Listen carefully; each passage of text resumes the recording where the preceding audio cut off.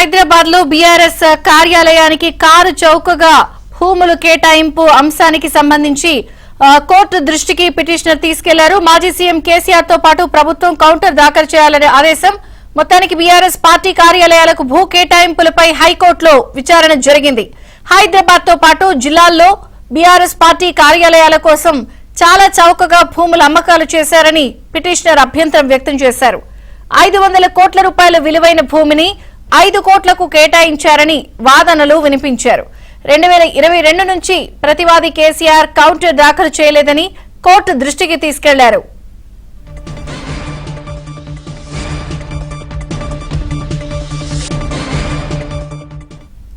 BRS party కార్యాలయాలకు భూ కేటాయింపులపై హైకోర్టులో విచారణ జరిగింది.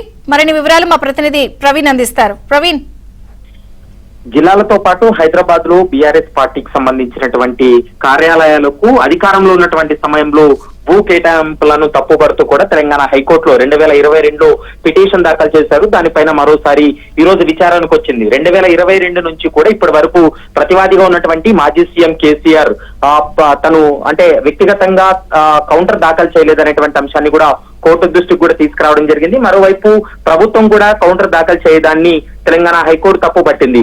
3 వారాల్లో మాజీ సీఎం కేసీఆర్ తో పాటు రాష్ట్ర ప్రభుత్వం కూడా కౌంటర్ దాఖలు చేయాలని స్పష్టంగా ఆదేశాలు జారీ చేసింది.